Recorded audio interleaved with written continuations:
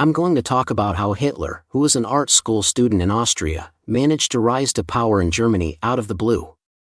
Hitler wasn't a particularly talented person when he was young. He didn't have many friends because of his monotonous personality at school, and he wasn't good at studying, so he failed his exams from time to time. This led him to repeat the same year in school. The only thing Hitler was good at was art. He vaguely thought to himself, I should go to Vienna. If I'm persistent, I'll just apply to the Vienna Academy. In Austria, the famous art school was the Vienna Academy of Fine Arts. Hitler wanted to enter this academy. But to get into such a prestigious school, one must put in effort. Hitler was confident that he would get in easily. With this unfounded confidence, he spent his time practicing painting every day. The reason for his confidence was that Hitler had delusions of becoming a great artist. In other words, he believed he would become a great person later on, but he didn't work hard to achieve this goal. So, what happened to Hitler? A few years later, Hitler applied to the Vienna Academy, but he failed. Shocked, Hitler applied again but failed once more. Then Hitler thought, how dare they reject someone who will become a great painter? So, he went to the Vienna Academy to meet with the principal. He said, why did you reject me? I have the right to enter this school. Please let me in. The principal replied, you are far from the pure art that our academy pursues. You only draw buildings. That's why you failed. Looking at Hitler's paintings at the time, most of them were drawings of buildings. However, during the 1900s to the 1910s, the art world was focused on movements like realism, impressionism, cubism, and surrealism. Thus, Hitler's building drawings didn't fit the trend. But Hitler kept arguing with the principal, saying, what do you know? I will be a great painter. It's impossible to reject me. The principal, wanting to get rid of him quickly, said, why don't you try an architecture school? You have talent in architectural drawings. I think you're the right person for architecture. Go to an architecture school. The principal was just trying to redirect Hitler's attention elsewhere. But Hitler, when hearing this suggestion, thought, oh, I see. I didn't fail because I can't draw, but because I have the talent for architecture. He believed the principal recognized his talent as an architect. All right then, I'll be an architect, Hitler thought, suddenly changing his dream. So Hitler decided to apply to an architecture school. While searching for schools, he was captivated by German architecture. There were buildings in Germany that aligned with his artistic vision. These were buildings that resembled the architectural style Hitler admired, and he began to think that Germany, with these buildings, might be the right place to express his artistic style. He started dreaming of becoming the best architect in Germany. So, Hitler went to Munich, Germany, with the money he had inherited from his parents, and began living in a rented room there. The more he stayed in Germany, the more he felt attracted to the country. The German government was growing stronger day by day since the era of Bismarck. Now, Germany could even compete with Britain, which was the most powerful at the time. Hitler began to feel deeply about Germany's rise. So, he kept drawing pictures and became increasingly attached to German nationalism. He began to believe in the superiority of the German people. Hitler started reading books that praised the greatness of Germany, and he often sat in cafes at night, reading. He would speak to others about the greatness of Germany. Just look at the architecture. Germany is so great. Our German Empire is expanding, and it will spread throughout the world when it becomes a colony, he would say. But unlike Hitler, many people in the cafe were not interested. Oh my God, this person's an extremist, they thought, dismissing him.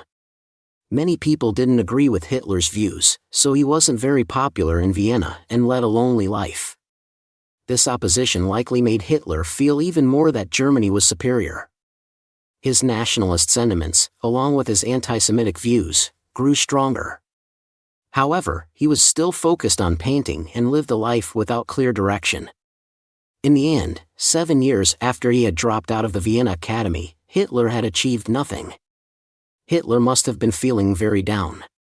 But then, Hitler's life turned upside down due to World War I. The war was, in a way, a turning point for him.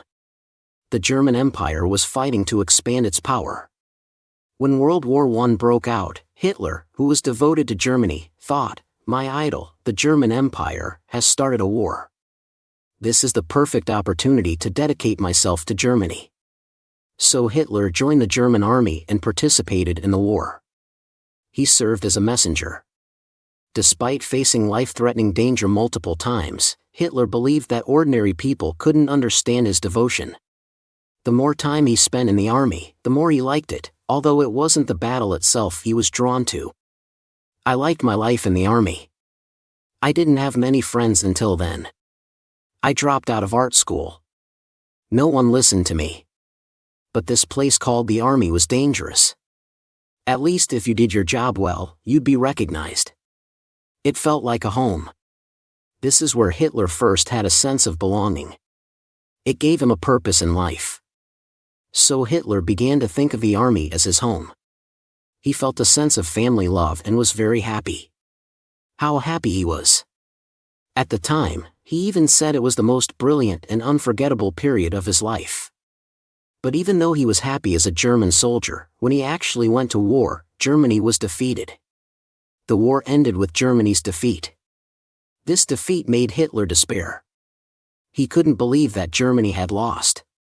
He couldn't accept that his idol, the German Empire, had been defeated. "I can't admit it," he thought. "But Germany is the best. There's no way I'm wrong." So, Hitler refused to return to Austria. He stubbornly continued to serve in the German army. Even after the war, Hitler was called a major congressman, and he was in charge of certain duties. But one ordinary day, while serving as a soldier, Hitler's superior gave him an order: "Hitler, you're going to infiltrate this small party and gather some information." It's a simple task for a member of the military party these days. There was a group called the German Workers' Party. Hitler was ordered to attend one of their meetings and report back on what they were about. Of course, it seemed like a simple task: just attend a rally and observe what kind of group it was. But this order would change Hitler's life forever. Hitler went to the meeting, expecting to find just a group of people disgruntled with society. It was a place where people voiced their complaints. What they were saying was, "This German society is a complete mess. We'd rather have everything fall apart." Hitler, who worshipped Germany with a strong sense of German identity, became angry inside. "No! You're all just losers. You're cursing our great Germany?" But until then, he just kept listening. However, as he listened, something particularly struck him. One speaker said, Bavaria should completely separate from Germany. That was when Hitler's mind clicked. "What? No matter how much we've lost the war, you're talking about Germany like that? No matter what, I can't stand that." So, Hitler spoke up. "You guys have no answers. Let me show you the greatness of Germany." For the first time in his life, Hitler firmly refuted someone else's words. He began speaking about Germany's current situation and its future. He passionately expressed ideas that no one had heard before. His words rang out through the room, and his intense personality must have been quite persuasive, especially in the atmosphere of the German Workers' Party at the time. The people who were there at the time thought, "Who is this person? I've never heard such a good speaker." They were impressed by Hitler's firm belief. When the speech ended, the party leader, Anton Drexler, approached Hitler. "I really enjoyed your speech. You have a great sense of propriety. I think you have a future in Germany. I'd like you to join our party and contribute to it." He handed Hitler the party's booklet and invited him to contact them if he wanted to join. But Hitler replied, "I don't want to join a party full of nonsense. I'll just keep doing what I'm doing. You can stay as the chairman of this party." And he left. But when he got home, he thought about it. "I gave that speech, and a party member came and handed me their booklet. I've been avoiding politics for so long, but they recognized me here. Should I join?" So, Hitler changed his mind and joined the German Workers' Party. He began attending meetings and throwing himself into speeches like a god. Every time he spoke, the audience loved it. "Hey, Hitler, he's really good at speaking," they said. "He's got a rough voice, but he has a way of grabbing people's attention. He's impressive." One day, when Hitler gave a speech, an English spy was present. The spy later reported, "Hitler's speech was so captivating, even as an enemy spy, I couldn't resist it. It was like magic." Hitler had discovered his own talent. He realized that whenever he spoke, people became enthusiastic. "Wow! I didn't know I had this talent," he thought. "If I use this well, I could become a politician. People like me when I speak, and they come to see me. This is addictive." So Hitler decided to quit the military and pursue a political career. He gave a speech at a memorial service, and a photographer filmed him while speaking.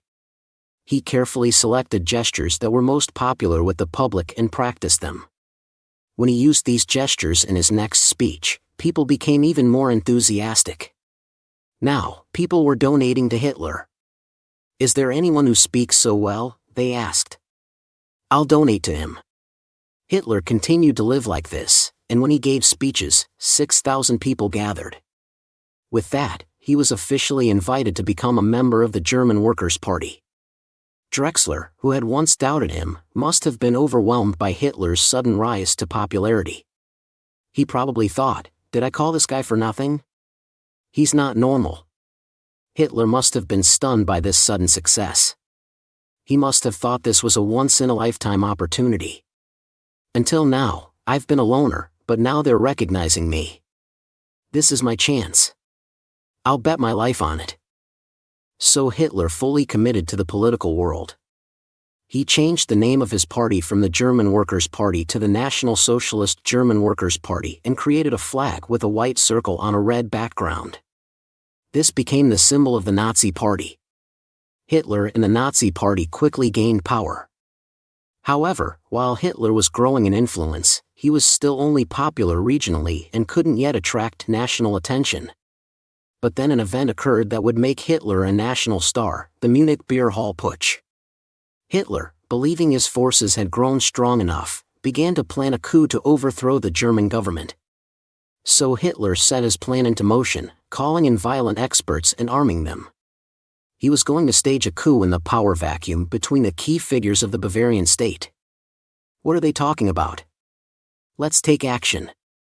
But a coup without any real support was quickly suppressed. All the major Nazi leaders fled, and Hitler was caught by the police. Hitler was arrested for attempting to stage a coup and was charged with national treason. However, during his trial, Hitler gained widespread attention. When asked why he led the riot with armed forces, Hitler replied, "This is not a riot.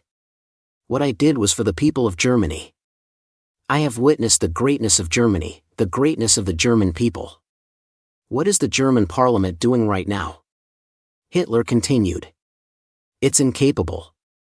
It's not working for these great people. It's a mess after the war.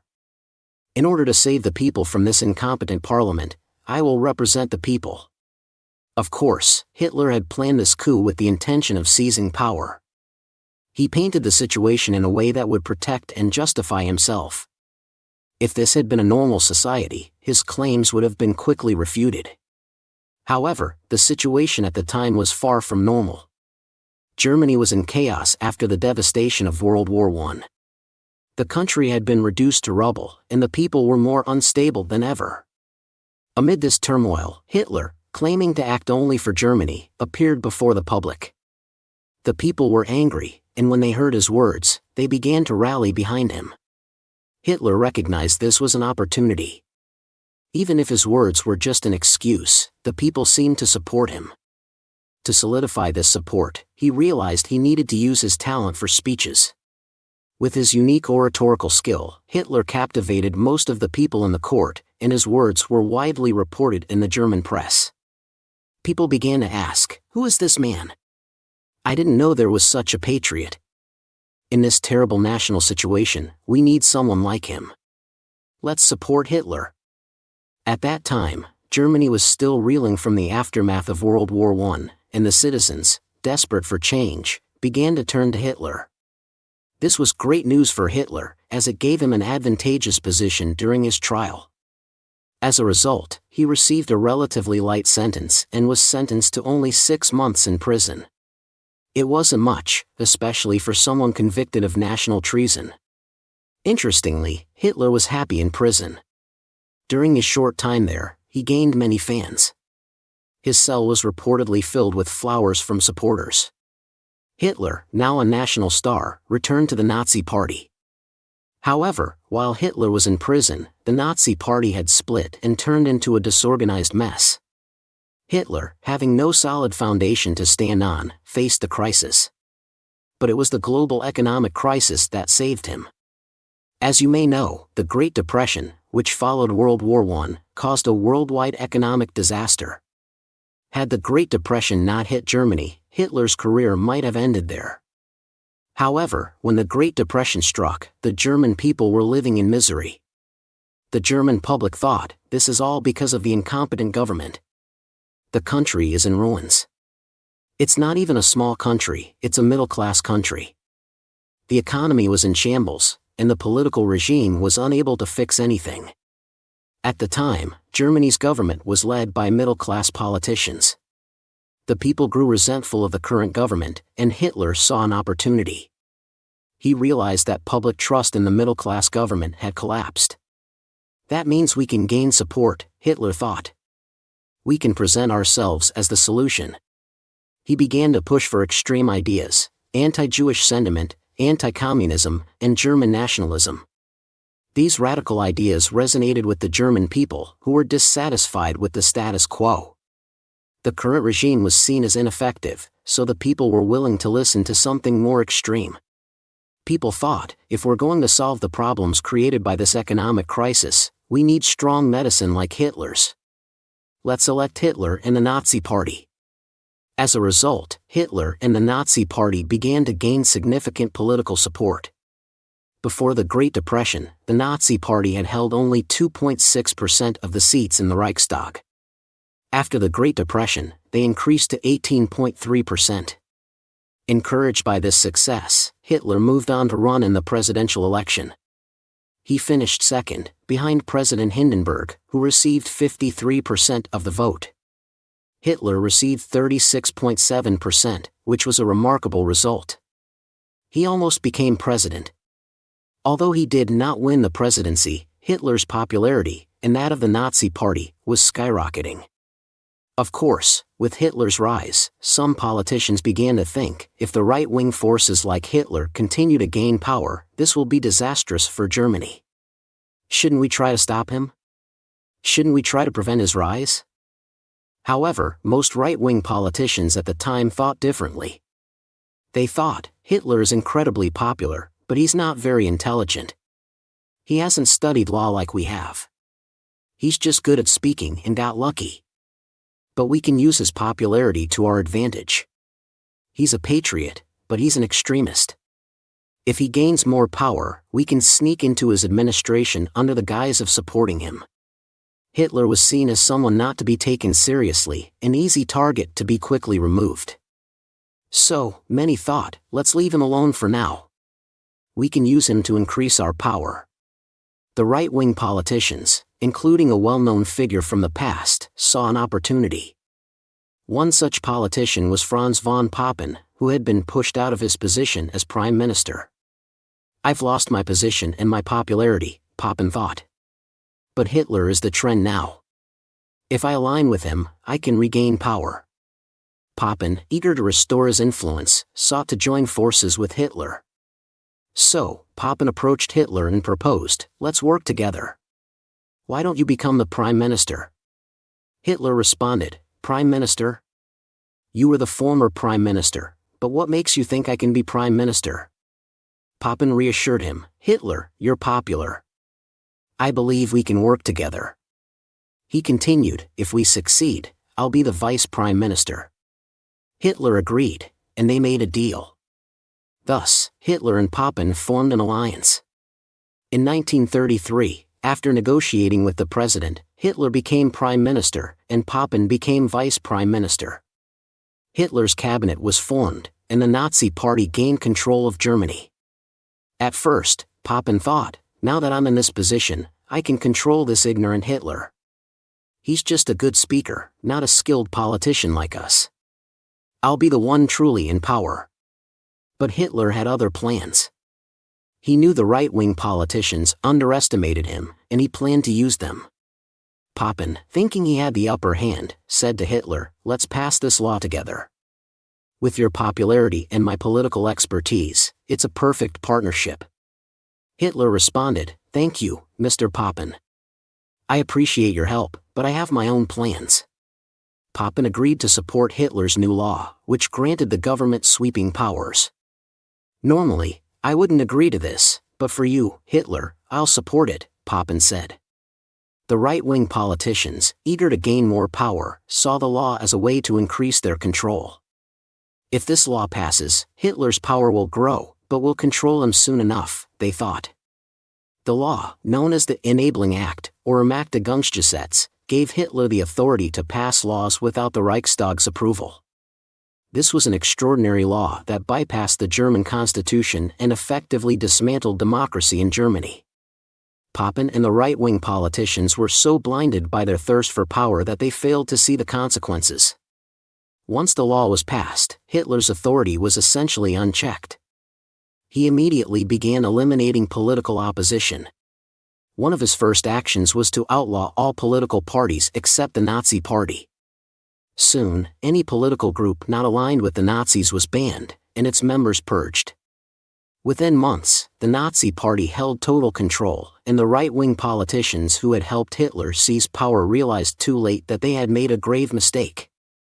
Hitler, once thought to be a puppet, had turned the tables and purged those who tried to use him. By 1934, he had completely consolidated his power and established a totalitarian Nazi dictatorship. This dictatorship would eventually lead to the horrors of World War II. Why did this happen? Hitler came to power claiming to act in the best interest of Germany. However, to maintain his power, he passed law after law that further expanded his control. Ultimately, these laws led to the Nazi regime's expansionist ambitions, such as the idea of Lebensraum, living space, which justified territorial expansion at the expense of other nations. This idea of territorial expansion led to World War II, which resulted in tens of millions of deaths. Despite his early success in gaining power, Hitler's incompetence became evident after he took office. As a government official, Hitler spent much of his time indulging in personal distractions. He would nap in the afternoons, watch movies until dawn, and focus on reading newspapers. He especially enjoyed reading praise about himself in the press. Hitler's inefficiency was obvious, but ironically, it made other politicians underestimate him. They believed that they could easily control him because of his lack of experience and competence. However, Hitler used their dismissive attitude to his advantage. He was clever enough to turn the tables and use their arrogance against them, securing his own hold on power. This paradox is pointed out in the book The History of Humanity, which collects examples of human mistakes throughout history. One of the key lessons from Hitler's rise to power is that the incompetence of those in power can lead to catastrophic consequences. The book also highlights other historical mistakes. For example, during Mao Zedong's rule in China, he ordered the destruction of sparrows to protect crops, only to cause an even greater crisis when grasshoppers overran the fields. Similarly, during British rule in India, the government tried to exterminate cobras, only to unintentionally encourage the Indian population to breed more cobras for reward money. Another example is the war between Paraguay and its much larger neighbors, Brazil, Argentina, and Uruguay. Paraguay's leader, overconfident in his nation's power, decided to fight the three countries, leading to the near extinction of Paraguay's population. These are just a few of the historical mistakes detailed in the book. It offers many fascinating episodes of human error, making it an interesting read. If you're interested in learning about historical mistakes, I highly recommend this book. It is well written and engaging, offering insights into how seemingly small errors can lead to disastrous outcomes.